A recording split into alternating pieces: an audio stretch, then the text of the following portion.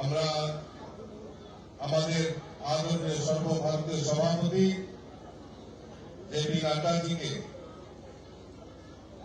এখানে আমরা স্বাগত করতে পেরেছি। আজকে এই জনসভায় উপস্থিত রয়েছেন আমাদের সর্বভারতীয় সভাপতি আদরণীয় জেপি নাড্ডাজি, আমাদের মাননীয় মুখ্যমন্ত্রী প্রফেসর ডক্টর মানিক সাহাজি, আমাদের মধ্যে উপস্থিত রয়েছেন প্রাক্তন মুখ্যমন্ত্রী বর্তমান রাজ্যসভা সাংসদ আদরণীয় বিপ্লব কুমার দেব মহোদয়, আমাদের কেন্দ্রীয় সরকারের মাননীয় প্রতিমন্ত্রী সুশ্রী প্রতিমা ভৌমিক মহোদয়া, উপস্থিত রয়েছেন সাংসদ রেবতী ত্রিপুরা মহোদয়, উপস্থিত রয়েছেন মঞ্চে সম্বিত পাত্রাজি, আমাদের উত্তর পূর্বাঞ্চলের কোঅর্ডিনেটর, আমাদের মধ্যে উপস্থিত রয়েছেন আমাদের প্রদেশে ভারতীয় জনতা পার্টির প্রভারী ডক্টর মহেশ শর্মাজি, উপস্থিত রয়েছেন মাননীয় মন্ত্রীগণ রতনলাল নাথ মহোদয়, প্রণজিৎ সিংহ রায়, সুশান্ত চৌধুরী, টিঙ্কু রায়, শান্তনা চাকমা, সুধাংশু দাস, বিকাশ দেববর্মা, শুক্লাচরণ নোয়াতিয়া সহ আমার ভারতীয় জনতা পার্টির প্রদেশ কমিটির অফিস বেয়ারার এবং অন্যান্য নেতৃত্ব, বিধায়ক বিধায়িকা থেকে শুরু করে যারা আজকের এই জনসভাকে সাফল্যমণ্ডিত করার জন্য এখানে উপস্থিত হয়েছেন, আমি সকলকে স্বাগত জানাচ্ছি, অভিনন্দন জানাচ্ছি এবং শুভেচ্ছা জানাচ্ছি। আপনারা দীর্ঘক্ষণ ধরে অপেক্ষা করছেন আমাদের রাষ্ট্রীয় সভাপতির বক্তব্য শোনার জন্য। কাজে আমি দুটি কথা বলেই আমার বক্তব্য আমি বিরাম দেব।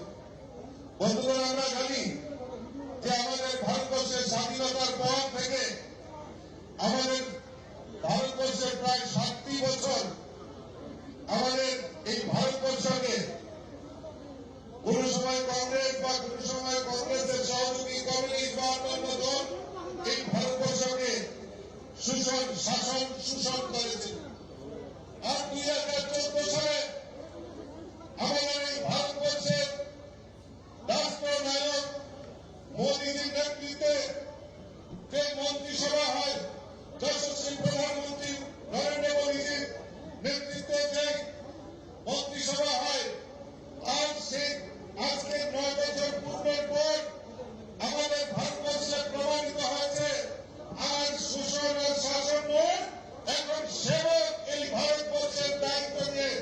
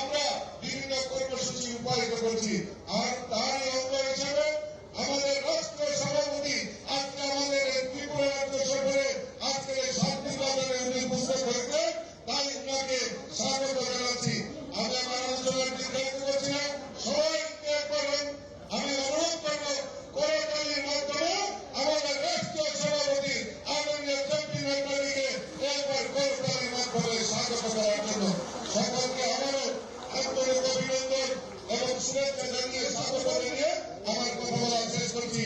বন্দে মাতরম, ভারত মাতা কি জয়।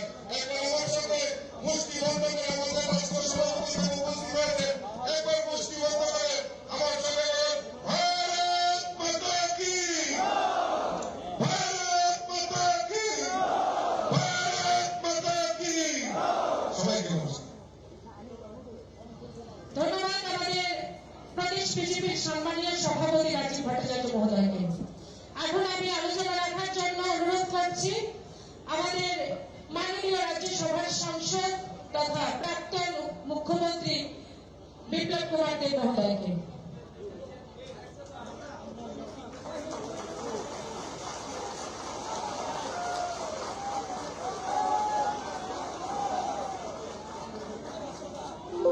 সবাইকে আমি ধন্যবাদ জানাই যে এত সকালে সকালে এত বড় মাত্রা শান্তিবাজারে ভারতীয় জনতা পার্টির দেবতুল্য কার্যকর্তারা একত্রিত হয়েছে। আমাদের মধ্যে যিনি রয়েছেন উনি আমাদের ভারতীয় জনতা পার্টির প্রাণ পুরুষ এবং ভারতীয় জনতা পার্টির রাষ্ট্রীয় সভাপতি, যশস্বী নেতৃত্ব, আর যার জন্ম দেবভূমি হিমাচলে, সে ব্যক্তি আজ আমাদের মধ্যে রয়েছেন আদরণীয় জেপি নাড্ডাজি। আমাদের মধ্যে রয়েছেন ত্রিপুরার মাননীয় মুখ্যমন্ত্রী ডক্টর মানিক শাহ মহোদয়, প্রদেশ অধ্যক্ষ শ্রী রাজীব ভট্টাচার্য মহোদয় এবং মঞ্চে আসীন সমস্ত মন্ত্রীগণ, বিধায়কগণ, ভারতীয় জনতা পার্টির নেতৃত্ব, আর বিশেষ করে এই ময়দানে কোনায় কোনায় ভারতীয় জনতা পার্টির পৃষ্ঠা প্রমুখ থেকে নিয়ে সমস্ত দেবতুল্য কার্যকর্তা বৃন্দকে আমি স্বাগত জানাই। আর তার সঙ্গে সঙ্গে মাননীয় জেপি নাড্ডাজিকে তার জন্য স্বাগত জানাবো। 2018-তে মাননীয় প্রধানমন্ত্রীর নেতৃত্বে ভারতীয় জনতা পার্টির সরকার ত্রিপুরাতে 25 বছরের ক্রমাগত টানা কমিউনিস্ট সরকারকে পরাজিত করে শূন্য থেকে সরকার হয়েছে। আর দ্বিতীয়বার মাননীয় প্রধানমন্ত্রীর নেতৃত্বে और नाड्डाजीর কৌশল ব্যক্তিত্বের মাধ্যমে ত্রিপুরাতে ভারতীয় জনতা পার্টির দ্বিতীয়বার সরকার প্রতিষ্ঠিত হয়েছে।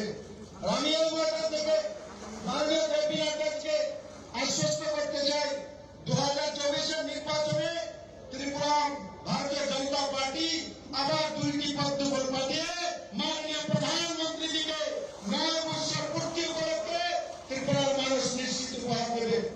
আমি আমার ভাষণ দীর্ঘায়িত করবো না। আমাদের মধ্যে মাননীয় জেপি নাড্ডাজি রয়েছেন।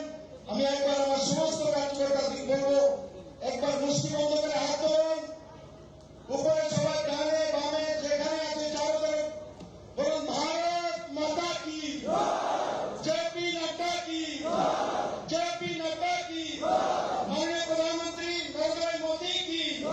সবাইকে অনেক অনেক ধন্যবাদ। ধন্যবাদ মাননীয় বিপ্লব কুমার দেব মহোদয়কে। এখন আমাদের সকলকে সম্বোধন করবেন এই রাজ্যের জনপ্রিয় মুখ্যমন্ত্রী প্রফেসর ডক্টর মানিক শাহ মহোদয়।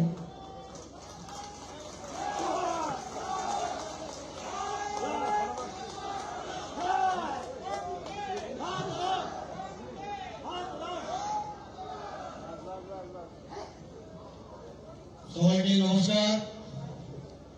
বলুনঘা মুম্বাই আজকে এই বিশাল যে জনসমাবেশ,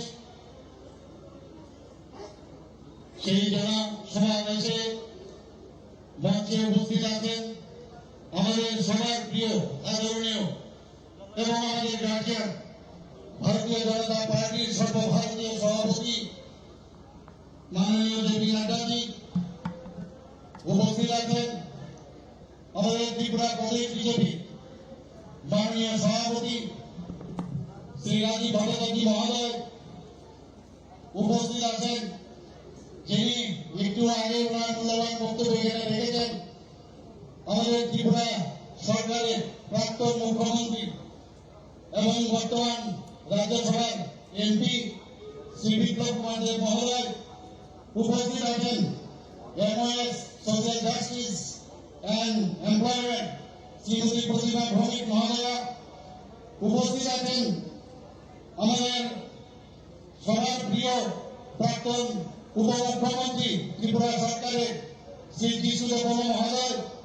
উপস্থিত আমাদের মাননীয় প্রধানী ডক্টর মহেশ শর্মাজি এবং এখানে উপস্থিত আছেন আমাদের শ্রমিক পাত্রাজি, নর্থ ইস্টের কোঅর্ডিনেটর এবং সম্মানীয় ত্রিপুরা সরকারের সমস্ত মন্ত্রীগণ এবং আমার সামনে উপস্থিত আছেন আমাদের মাননীয় বিধায়ক, বিধায়িকাগণ এবং কর্পোরেটরগণ, মেয়র থেকে শুরু করে এখানে যারা একটি আমাদের অন্যান্য যারা কার্যকর্তা এখানে উপস্থিত আছেন, সবাইকে আমি হার্দিক অভিনন্দন ও শুভেচ্ছা জানাচ্ছি। প্রিয় রাজ্যবাসী, দেশ আজ এক ঐতিহাসিক সুযোগের সন্ধিক্ষণ। মাননীয় প্রধানমন্ত্রী নরেন্দ্র মোদীজির বিচক্ষণ নেতৃত্বে আধুনিক ভারতবর্ষ নতুন উদ্যোগে এগিয়ে চলছে। মাননীয় প্রধানমন্ত্রীর নেতৃত্বে এক যে 9 বছর পূর্তি সময়কাল দেশের ইতিহাসে এক উল্লেখযোগ্য অধ্যায়। উদ্যম, দক্ষতা ও সুচিন্তিত যে পরিকল্পনা গ্রহণের মাধ্যমে গত 9 বছর দেশে ব্যাপক সংস্কার ও পরিকাঠামোগত উন্নয়ন ঘটেছে। আগামী দিনে ভারতবর্ষের ইতিহাসে ভাগ করা যাবে প্রাক মোদীযুগ এবং মোদীজির নেতৃত্বে বর্তমান ভারতবর্ষের সময়কাল। দেশের এই সময়কাল জনগণের কল্যাণ এবং সার্বিক উন্নয়নের সময়কাল হিসাবে চিহ্নিত হয়ে যাবে। দীর্ঘদিনের উপেক্ষিত অবহেলিত উত্তর পূর্বাঞ্চলে গত 9 বছর পেয়েছে অভূতপূর্ব উন্নয়নের সুযোগ। রেল, সড়ক, বিমান পরিষেবা থেকে শুরু করে সমস্ত উন্নয়নের ক্ষেত্রে আজকে ত্রিপুরা থেকে আরম্ভ করে পুরো নর্থ ইস্টার্ন যে রোড, সেটা দেশের অন্যতম উন্নয়নের কেন্দ্রবিন্দু। প্রধানমন্ত্রীর মার্গদর্শনে আমাদের রাজ্য গত 9 বছরের সময়কালে সার্বিক উন্নয়ন, আত্মনির্ভরতার ক্ষেত্রে অভূতপূর্ব সাফল্য এসেছে। আমি কিছু উল্লেখযোগ্য সাফল্য তুলে ধরছি। কৃষি ক্ষেত্রে রাজ্যে PM কিষাণ যোজনায় বার্ষিক 6,000 টাকা করে 2,47,000-এরও বেশি কৃষক আর্থিক সহায়তা পেয়েছে। এতে করে ব্যয় হয়েছে 533 কোটি 16 লক্ষ টাকা।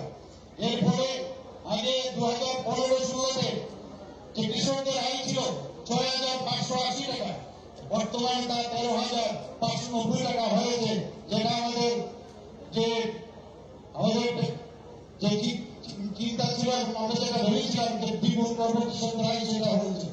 প্রধানমন্ত্রী ফসল বীমা যোজনায় প্রায় 10 লক্ষ 8 লক্ষ কৃষককে বীমার আওতায় আনা হয়েছে। 10 লক্ষ 8,000 কৃষককে বীমার আওতায় আনা হয়েছে, যাতে আজকে বাজেট থেকে কৃষকের বীমার অংশীদারিত্ব 20 কোটি 83 লক্ষ টাকা বহন করা হয়েছে। বন্ধুগণ, কিষাণ ক্রেডিট কার্ডের মাধ্যমে প্রায় 3,07,000 কৃষককে কৃষি ঋণ দেওয়া হয়েছে, যার আর্থিক খরচ 1,530 কোটি টাকা হয়েছে। স্বাস্থ্য ক্ষেত্রে প্রধানমন্ত্রী জন আরোগ্য যোজনায় 2018 সাল থেকে এখন পর্যন্ত রাজ্যে প্রায় 13 লক্ষ আয়ুষ্মান কার্ড প্রদান করা হয়েছে এবং সেকেন্ড যেটা হয়েছে প্রায় 2 লক্ষের উপরে, এবং তাতে করে 136 কোটি টাকার আবেদন নিষ্পত্তি হয়েছে। প্রধানমন্ত্রীর পোষণ কর্মসূচিতে 2.5 লক্ষের বেশি প্রাথমিক স্তরে স্কুলের শিশু এবং উচ্চ প্রাথমিক স্তরের 1.5 লক্ষ শিশুকে পুষ্টিকর খাদ্য বিতরণ করা হয়েছে। প্রধানমন্ত্রীর ভাবনাকে পাথেয় করে রাজ্য সরকার মহিলা ও শিশুদের উন্নয়নের ক্ষেত্রে অধিক গুরুত্ব দিয়েছে। রাজ্যে সরকারি চাকরিতে 33% পদ মহিলাদের জন্য সংরক্ষণ করা হয়েছে। বন্ধুগণ, গ্রামীণ মহিলাদের অর্থনৈতিক সমৃদ্ধির লক্ষ্যে প্রায় 4 লক্ষ গ্রামীণ মহিলাকে যুক্ত করে 50,000 স্বসহায়ক দল গঠন করা হয়েছে। স্বসহায়ক দলগুলির মধ্যে 1100 কোটি টাকারও অধিক রিভলভিং ফান্ড ও ব্যাংক লোনের ব্যবস্থা করা হয়েছে। কলেজ স্তর পর্যন্ত আপনারা জানেন যে ছাত্রীদের টিউশন ফি মুকুব করা হয়েছে। নবম শ্রেণীতে পাঠরত প্রায় 1 লক্ষ ছাত্রীকে বিনামূল্যে সাইকেল বিতরণ করা হয়েছে। জনজাতিদের সার্বিক বিকাশে সরকার আন্তরিক। বনাঞ্চলে বসবাসকারী নাগরিকদের অধিকার সুরক্ষিত করতে বনাধিকার অ্যাপ চালু করা হয়েছে। ভারত সরকারের 17টি, আমাদের মাননীয় প্রধানমন্ত্রীর কারণে 17টি একলব্য মডেল রেসিডেন্সিয়াল স্কুলে অনুমোদন দিয়েছে। এর মধ্যে 2 স্কুল ইতিমধ্যে চালু হয়েছে। রাজ্যে 1400-এর অধিক স্কুলে ককবরক ভাষাকে আমরা বিষয় হিসাবে চালু করেছি।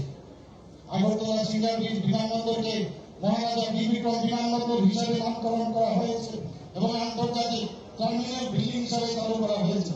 পরিকাঠামোগত উন্নয়নের ক্ষেত্রে রাজ্যে প্রায় 5 লক্ষ ঘর আমরা সুবিধাভোগীদের জন্য বরাদ্দ করেছি।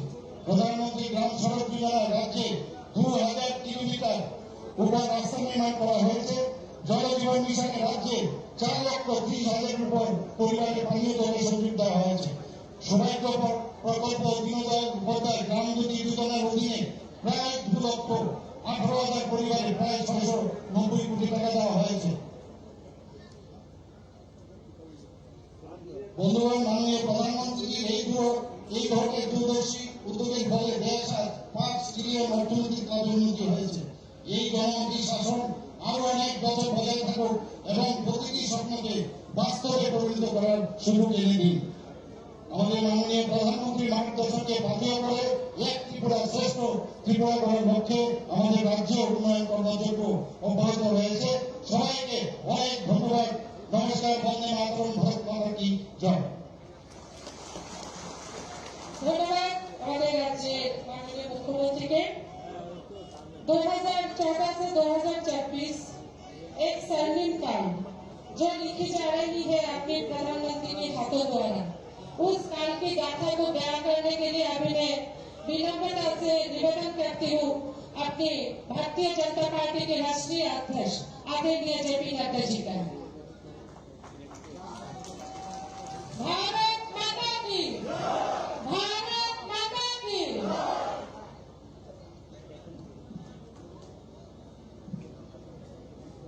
आज के इस जनसभा में मंच पर उपस्थित भारतीय जनता पार्टी के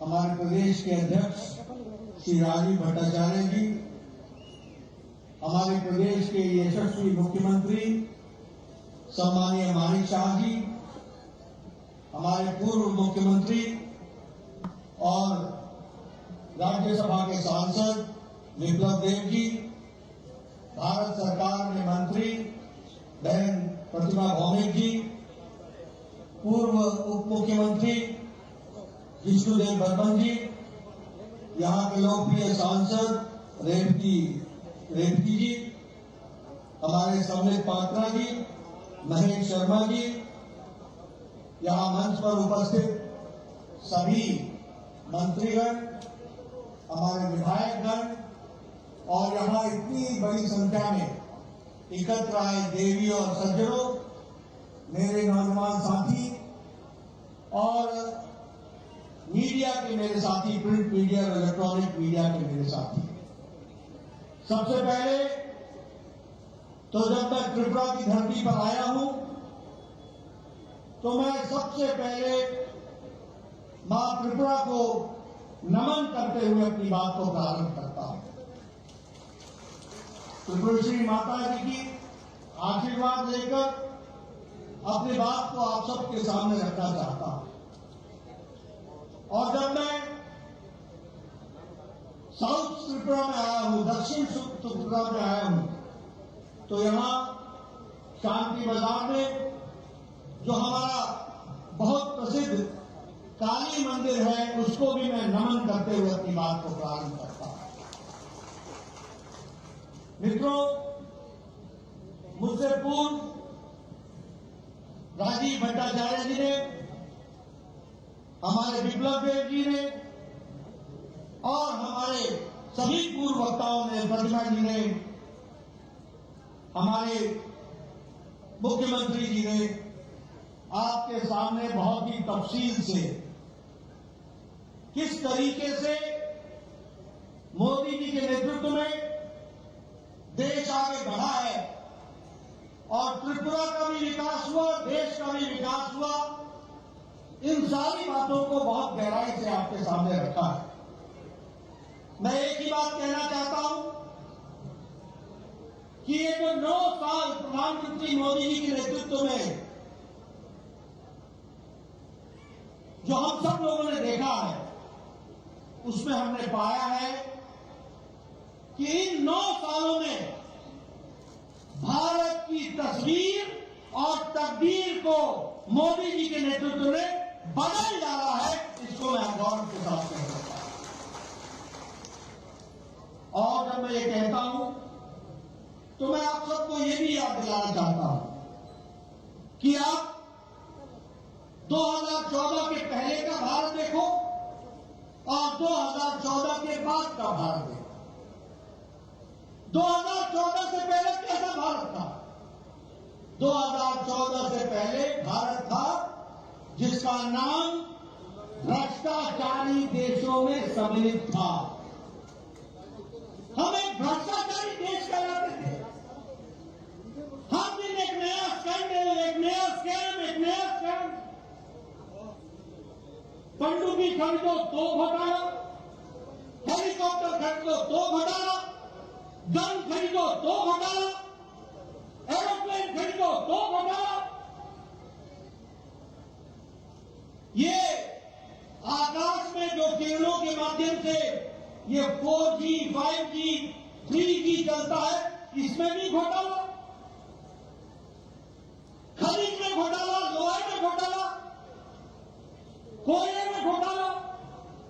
यानी यूपीए की सरकार में 2014 में न जमीन छोड़ा, न आकाश छोड़ा, न पाताल छोड़ा, तीनों जगह भ्रष्टाचार ही किया।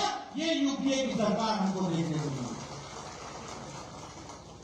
ऊपर से निर्णय न लेना ही निर्णय है, पॉलिसी पैरालिसिस। उस समय का रक्षा मंत्री कहता था कि बॉर्डर पर सड़क न बनाना यही हमारा डिफेंस है, यही हमारी रक्षा है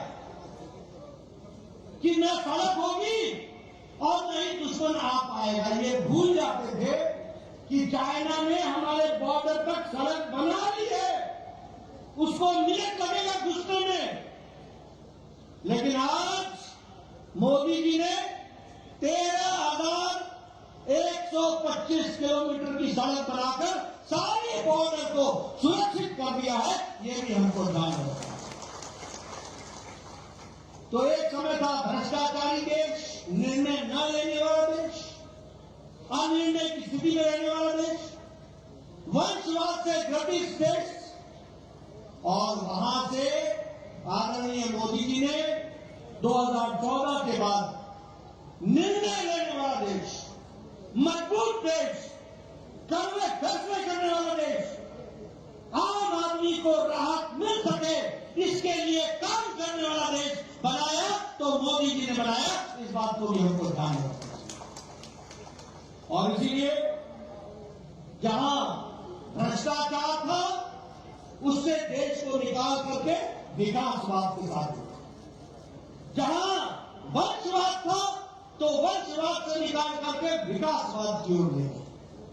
जहां वोट बैंक की पॉलिटिक्स थी, उस वोट बैंक की पॉलिटिक्स से निकाल करके देश को तरक्की की ओर ले जाने का काम और रिपोर्ट कार्ड की राजनीति को मोदी जी ने सामने ला करके खड़ा किया। इसलिए मोदी जी के नेतृत्व में नहीं सिर्फ सरकार बदली, सरकार के साथ साथ सरकार के काम करने की संस्कृति भी बदल डाली। इस बात को भी हमको ध्यान में रखना चाहिए। रिपोर्ट कार्ड की राजनीति, आज यहां हमारे जो भी नेता खड़े होते हैं, छाती ठोक के बोलते हैं, हमने ये कहा था, हमने ये किया है, हमने ये कहा था, हमने ये किया है, ये हम करेंगे, ये कर रहे हैं और ये भी करके देंगे। इस बात को कहा है तो भारतीय जनता पार्टी ने।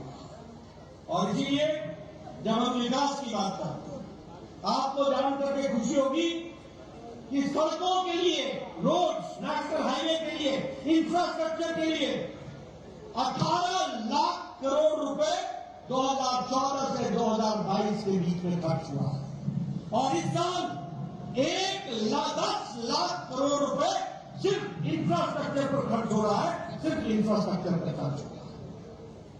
रेलवे लाइन, रोड, अब मैं अगर कंस्ट्रक्शन की बात करूं, एक समय में प्रतिदिन 12 किलोमीटर नेशनल हाईवे बनता था एक दिन में, और आज 29 किलोमीटर प्रतिदिन नेशनल हाईवे बनाया जा रहा है।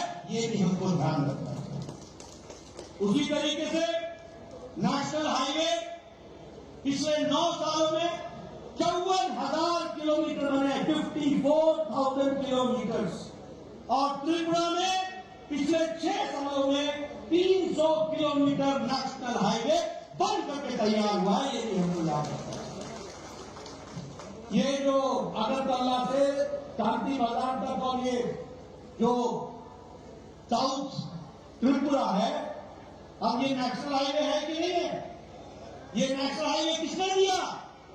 2016 में मोदी जी ने दिया, और नितिन गडकरी जी ने काम करा करके ये भी आपको दिया। और आज 6 नेशनल हाईवे, 6 नेशनल हाईवे आज त्रिपुरा में उनका काम चल रहा है, और वह आपको त्रिपुरा को दिया गया है। उसी तरीके से अगर हम बात करें तो 37,000 किलोमीटर रेलवे ट्रैक को इलेक्ट्रीफाई कर दिया गया है। यानी अब 37,000 किलोमीटर की सड़क रेलवे ट्रैक पर इलेक्ट्रिक की ट्रेन दौड़ती है, इलेक्ट्रिफिकेशन हो गया है। यह भी हमको ध्यान रखना चाहिए। और अगरतला से अखुरा रेल लिंक, जिसका इंडियन साइड, जो भारतीय साइड है, उसमें 5.40 किलोमीटर, 460 किलोमीटर, ये टोनियर, ये जो हमारा नॉर्थ ईस्ट हमारा डिपार्टमेंट है, उसके माध्यम से इसका काम हुआ है। और 6.8 किलोमीटर ये बांग्लादेश में जो रेलवे ट्रैक बन रहा है, इसका खर्च मिनिस्ट्री ऑफ एक्सटर्नल अफेयर्स, विदेश मंत्रालय ने दिया है। और अब अगरतला से कलकत्ता जाने का समय 31 घंटे से घट करके 10 घंटे हो जाएगा। ये विकास की नई कहानी की जा रही है। ये है बदलता भारत। पहले हम बांग्लादेश में के माध्यम से सोच नहीं सकते। आज हमने रेलवे ट्रैक के काम को आगे बढ़ाया। आपको जान करके खुशी भी होगी और आश्चर्य भी होगा। खुशी ये होगी कि आज 9 साल के अंदर 74 एयरपोर्ट बने हैं, 74 एयरपोर्ट, और उसके साथ साथ 70 साल में 74 एयरपोर्ट बने, और मोदी जी के नेतृत्व में 9 साल के अंदर 74 एयरपोर्ट बने हैं। ये भी हमको ध्यान रखना चाहिए। आज नॉर्थ ईस्ट में 7 नए एयरपोर्ट बन रहे हैं। सभी कैपिटल को जोड़ने का प्रयास हो रहा है, या कैपिटल के नजदीक एयरपोर्ट बनाने का इंतजाम हो रहा है। अगर हम गांव की सड़क बोले तो आपको जान करके आश्चर्य होगा, पिछले 9 साल में 3,28,000 सड़क ऑल वेदर रोड गांव को जोड़ने के लिए बनी है, और 61,000 गांव हैबिटेशन को पक्की सड़क से जोड़ने का काम पिछले 9 साल में हुआ। अगर मैं शांति और सुरक्षा की बात करूं तो मैंने पहले कहा 13,125 किलोमीटर, क्षमा करिएगा 13,525 किलोमीटर फॉरवर्ड रोड बन करके तैयार हो गया है। और एक नहीं, दोनों ब्रिज बन करके, एक तरफ से जाने का, एक तरफ से आने का, हर मौसम में 2 दिन के अंदर, 1 दिन के अंदर अपनी फौज को बॉर्डर पर पहुंचाने का काम किया। तो नरेंद्र मोदी जी ने किया। ये भी हमको ध्यान में रखना है। आप सबको मालूम ही है, हम नारा लगाते थे, एक देश में 2 निशान, 2 विधान, 2 प्रधान नहीं चले। जम्मू कश्मीर में धारा 370 लगी हुई थी। मोदी जी ने 6 अगस्त 2019 को पार्लियामेंट में खड़े होकर के अमित शाह जी की रणनीति ने काम किया, और मोदी जी की इच्छा शक्ति ने तय किया, और धारा 370 को धाराशाही कर दिया, और कश्मीर को संपूर्णता के साथ भारत से जोड़ दिया। ये भी हमको ध्यान रखना। उसी तरीके से अगर मैं बात करूं तो हमारे यहां विकास की दृष्टि से डिफेंस के प्रोडक्शन में 99%, 107,500 करोड़ रुपए का जो प्रोक्योरमेंट है वो हुआ है। और उसी तरीके से 2,71,000 का 2022 से इसमें प्रोक्योरमेंट हो रहा है डिफेंस प्रोडक्ट्स का, और जिसमें से 99% भारत की इंडस्ट्री बनानी है। ये आत्मनिर्भर भारत की ओर जाने का विषय है। आपको मालूम होगा चाइना के साथ डोकलाम स्टैंड ऑफ हुआ, चाइना की फौजें खड़ी रही तो सामने भारत की फौज भी डट के खड़ी रही और उनको वहीं पर रोका। ये भी आपको मालूम। एयर स्ट्राइक, सर्जिकल स्ट्राइक, ये सब चीजें आप जानते हैं। कभी किसी भारत के प्रधानमंत्री ने कहा था कि तुमने बहुत बड़ी गलती कर दी है, तुमको इसका खमियाजा भुगतना पड़ेगा, घर में घुस करके मारेंगे। और ये था सर्जिकल स्ट्राइक जो आपने देखा, ये था एयर स्ट्राइक, ये भी आपने देखा। टेररिज्म का इसको कहते हैं कि नो टॉलरेंस, जीरो टॉलरेंस। अगर मैं बात करूं आत्मनिर्भरता की ओर, तो आज भारत AK-203 बनाने लगा है, असॉल्ट राइफल बनाने लगा है, उसी तरीके से प्रचंड हेलीकॉप्टर बनाने लगा है, उसी तरीके से INS विक्रांत भारत ने लड़ाकू जहाज बना करके दिखा दिया है और भारत की फौज में वो बेड़ा में वो शामिल हुआ है। ये भी हमको ध्यान में रखना।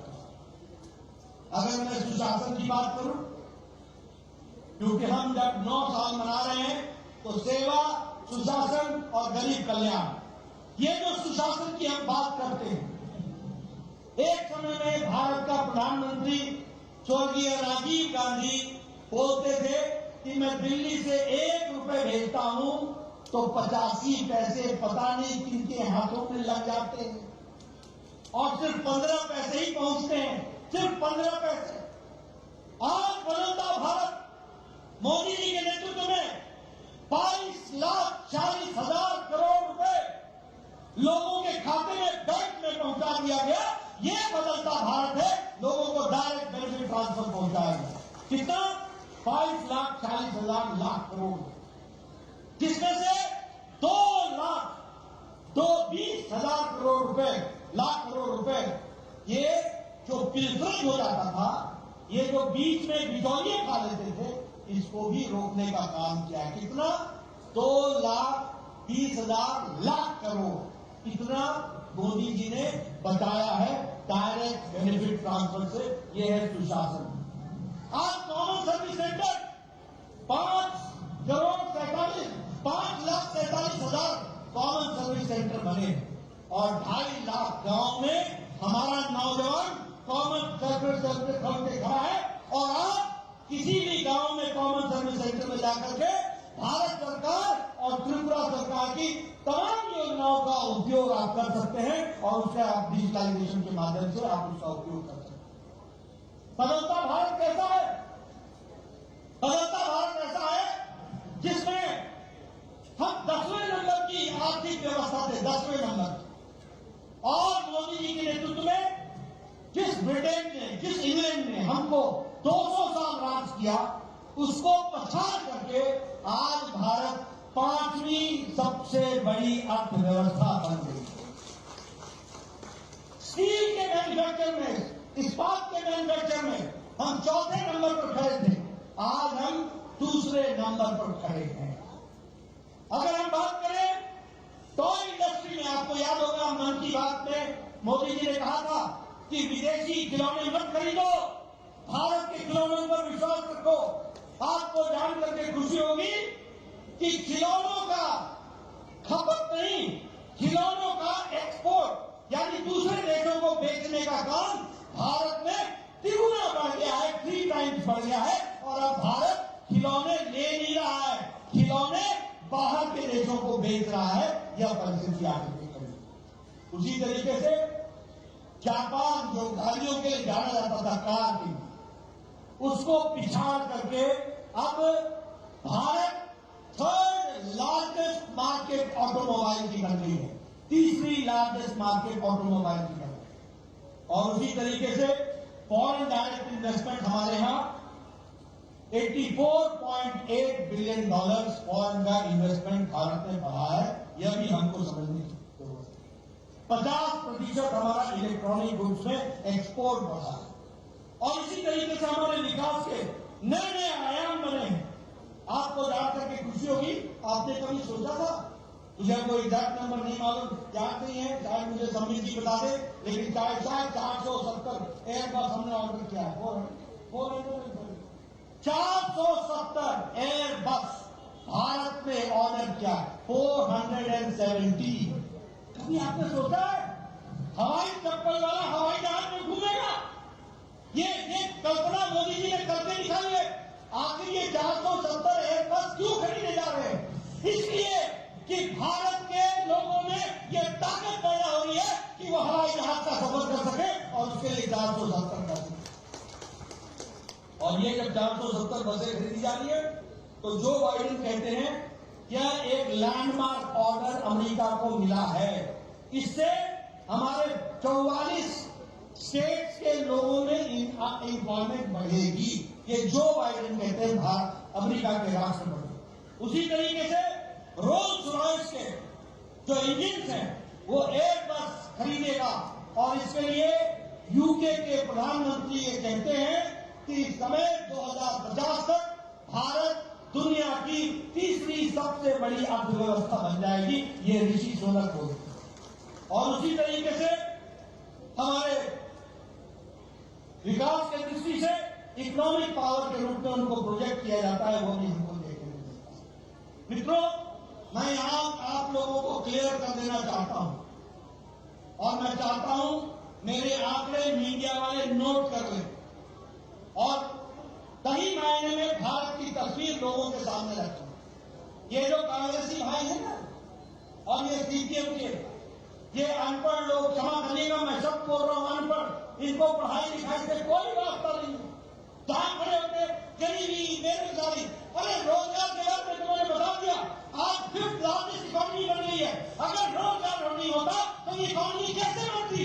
अगर हम सबसे बड़ी इकोनॉमी बनने की तरफ बढ़ रहे हैं तो रोजगार के साधन देने का काम भी भारत कर रहा है, ये हमको समझना है।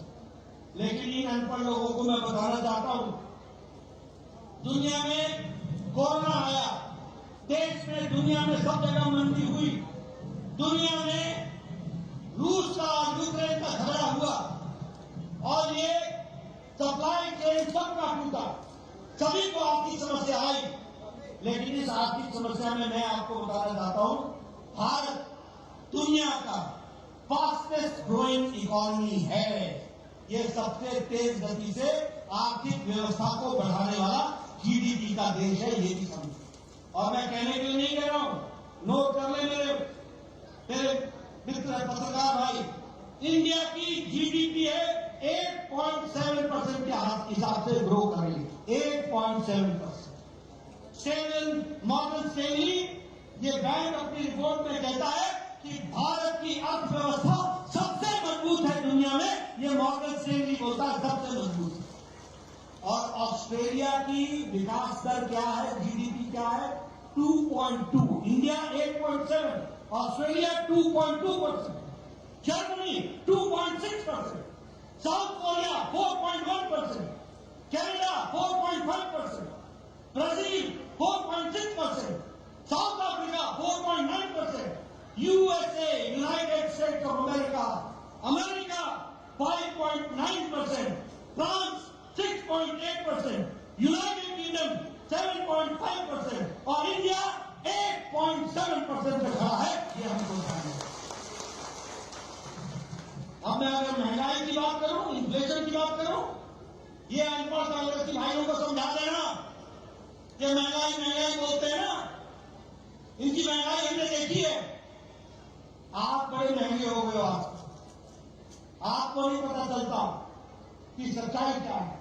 मैं आपको बताना चाहता हूं, इन्फ्लेशन इंडिया 4.2% पर खड़ा है, यूनाइटेड स्टेट्स 4.9% पे खड़ा है, फ्रांस 5.1% पर खड़ा है, यूरो एरिया 6.1% पर खड़ा है, ऑस्ट्रेलिया 7% पर खड़ा है, इटली 7.69% पर खड़ा है, यूनाइटेड किंगडम 8.7% पर खड़ा है।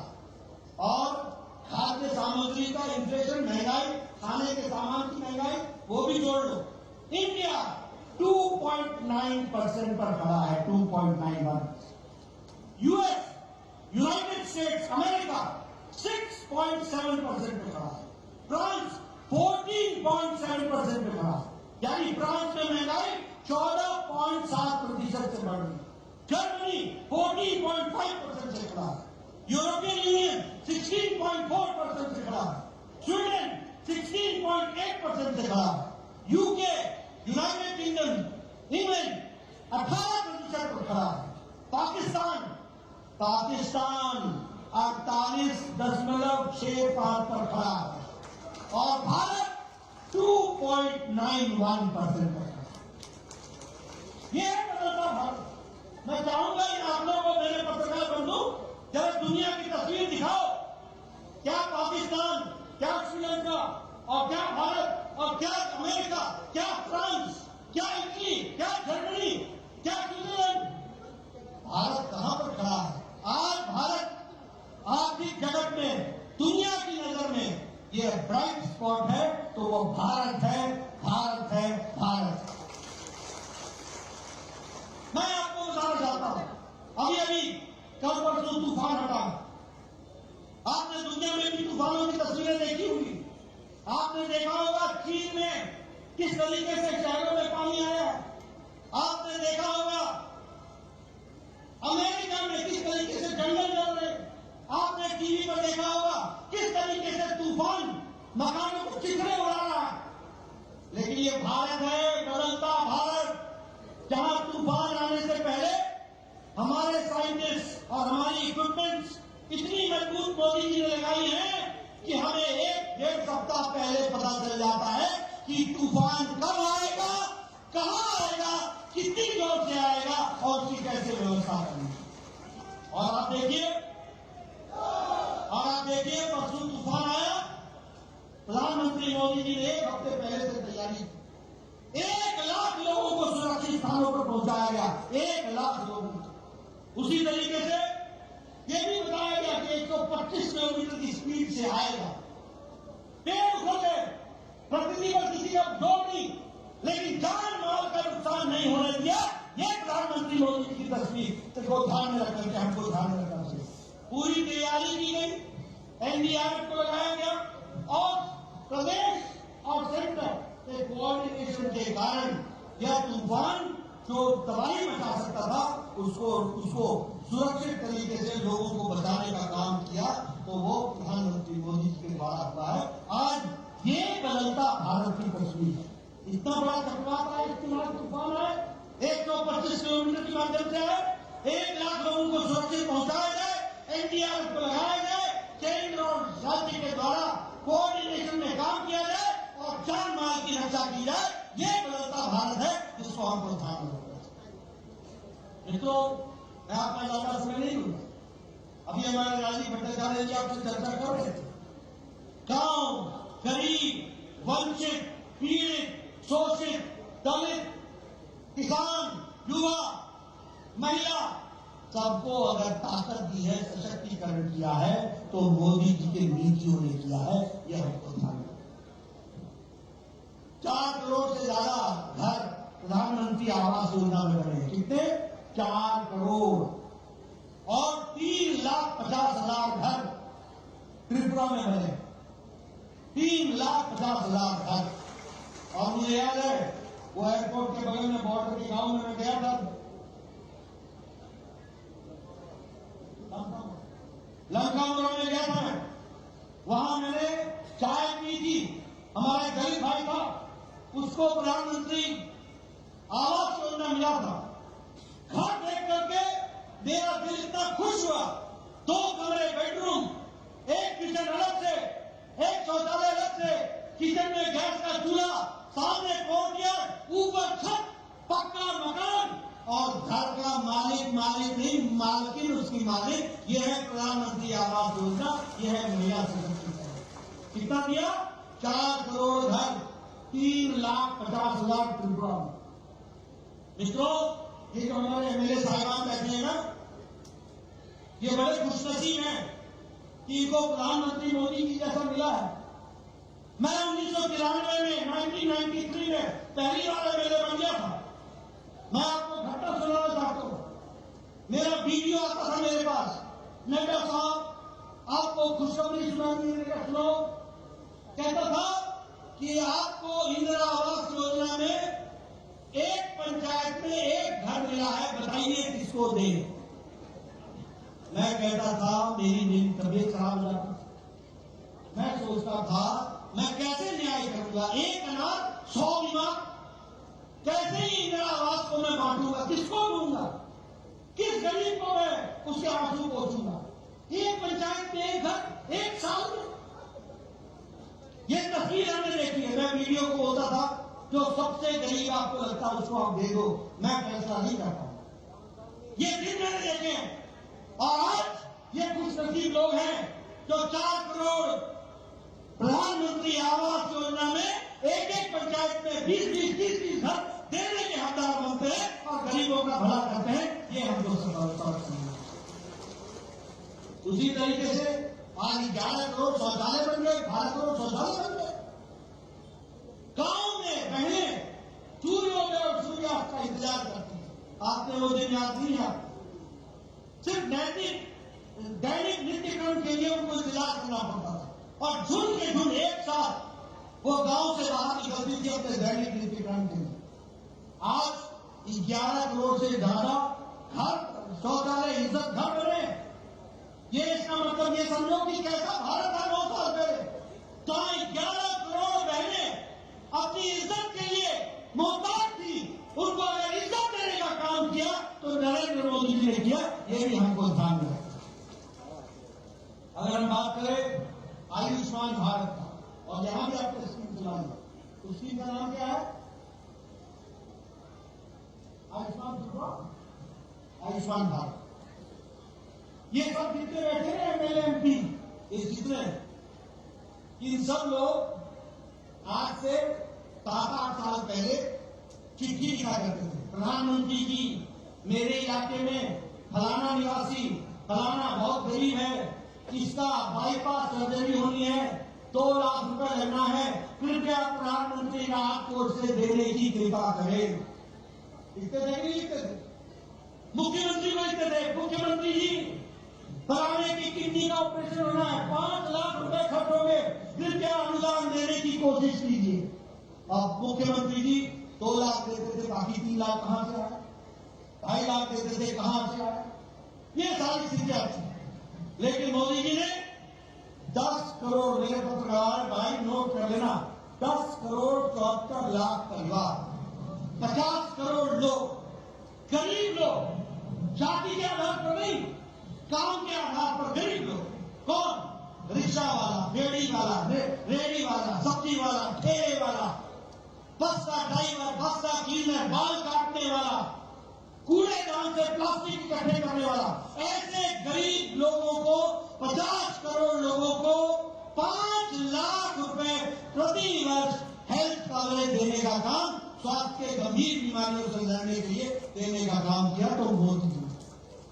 आज कम से कम 80 करोड़ रुपए का इस तरीके से लोगों की राहत मिली है, वह भी हमको ध्यान रखना है। प्रधानमंत्री उज्ज्वला योजना, उजाला योजना, गरीब कल्याण अन्न योजना, आज 80 करोड़ की जनता को 5 किलो गेहूं या 5 किलो चावल, 1 किलो नमक मिल रहा है कि नहीं मिल रहा है? मिल रहा है कि नहीं मिल रहा है? प्रधानमंत्री गरीब कल्याण अन्न योजना में मिल रहा है कि नहीं मिल रहा है? मैं सुनना चाहता हूं, मिल रहा है कि नहीं मिल रहा है? मित्रों, ये गरीब कल्याण अन्न योजना सिर्फ गरीब कल्याण अन्न योजना नहीं है। इसके कारण भारत की गरीबी 22% से घट करके 10% से कम हो गई और अति गरीबी 1% से भी कम हो गई है। और हम नहीं बोल रहे हैं, ये इंटरनेशनल मॉनिटरी फंड बोल रहे हैं। ये दुनिया की तस्वीरें हैं जो हम आपके सामने देख। भारत की तस्वीर मोदी जी ने बताई है, दुनिया में भारत की छवि बढ़ाई कि नहीं बढ़ाई? बढ़ाई कि नहीं बढ़ाई? ऑस्ट्रेलिया का प्राइम मिनिस्टर भारत के प्रधानमंत्री को बॉस बोलता है कि नहीं बोलता? पपुआ न्यू गिनी के प्रधानमंत्री भारत के प्रधानमंत्री जी के पांव छू करके अभिवादन करता है कि नहीं करता? न्यूजीलैंड का प्रधानमंत्री मिलने के लिए न्यूजीलैंड से फ्लाई करके ऑस्ट्रेलिया की सिडनी में आकर मिलता है कि नहीं मिलता? तमाम देश, दुनिया के तमाम देश दुनिया के सबसे बड़े सम्मान के साथ आदरणीय प्रधानमंत्री को सम्मानित करते हैं कि नहीं करते हैं? दुनिया में भारत की छवि बनती है कि नहीं बनती है? अब ये यूक्रेन की लड़ाई हुई, मोदी जी ने पुतिन से बात करके युद्ध रुकवाया था कि नहीं रुकवाया था? मोदी जी ने जेलेंस्की से बात करके युद्ध रुकवाया था कि नहीं रुकवाया था? और 22,000 बच्चों को सुरक्षित तिरंगा झंडा लेकर के भारत स्वदेश पहुंचाया।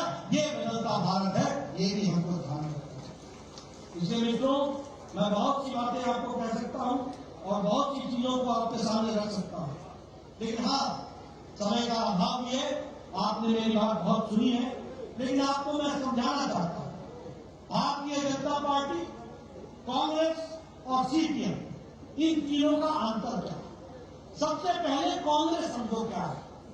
कांग्रेस का मतलब है करप्शन, कांग्रेस का मतलब है भ्रष्टाचार, कांग्रेस का मतलब है कमीशन, कांग्रेस का मतलब है नॉन गवर्नेंस, कुशासन, कांग्रेस का मतलब है पॉलिसी पैरालिसिस, कांग्रेस का मतलब है भाई भतीजावाद, नेपोटिज्म, कांग्रेस का मतलब है परिवारवाद, कांग्रेस का मतलब है failure of law and order, Congress का मतलब, और सीपीएम का मतलब क्या है? सीपीएम का मतलब है टारगेटेड किलिंग, सीपीएम का मतलब है लूट ऑफ गवर्नमेंट फंड, सीपीएम का मतलब है लॉलेसनेस, सीपीएम का मतलब है कोलैप्स ऑफ एडमिनिस्ट्रेशन, सीपीएम का मतलब है लूट ऑफ राशन, सीपीएम का मतलब है physical liquidation of your political opponent, political rivals. और बीजेपी का मतलब क्या है? बीजेपी का मतलब है डेवलपमेंट, बीजेपी का मतलब है हाईवे, बीजेपी का मतलब है रेलवे, बीजेपी का मतलब है एयरवे, बीजेपी का मतलब है इंटरनेट, बीजेपी का मतलब है विकास, बीजेपी का मतलब है इंफ्रास्ट्रक्चर, बीजेपी का मतलब है शिक्षा, बीजेपी का मतलब है स्वास्थ्य, बीजेपी का मतलब है गरीब कल्याण, बीजेपी का मतलब है गरीब सशक्तिकरण, बीजेपी का मतलब है महिलाओं का उत्थान, बीजेपी का मतलब है युवाओं को ताकत देना, बीजेपी का मतलब है सबका साथ, सबका विकास, सबका विश्वास, सबका साथ। इसलिए मित्रों, आप साफ साफ तस्वीर समझ लो, कांग्रेस किन बातों के लिए खड़ी होती है, सीपीएम ने आपको किस तरीके का राज दिया, और आज पहले विप्लवदेव और अंबानी साहब के नेतृत्व में त्रिपुरा को मोदी जी के आशीर्वाद से किस तेजी से आगे बढ़ा रहे हैं, इसको भी आपको ध्यान में रखना चाहिए। आपका ज्यादा समय न लेता हुआ आपको 9 साल की मैं बधाई भी देता हूं, और ये ध्यान में रखिए कि हमको देश को मजबूती लाने के लिए स्टेबिलिटी लानी होगी, मोदी जी को ताकत देना होगा, भारतीय जनता पार्टी को मजबूती देनी होगी, कमल को खिलाना पड़ेगा, और कमल को खिला करके त्रिपुरा को आगे बढ़ाएंगे, देश का योगदान बढ़ाएंगे, देश को आगे बढ़ाएंगे। इन्हीं शब्दों के साथ बहुत बहुत धन्यवाद। जय भारत, जय त्रिपुरा।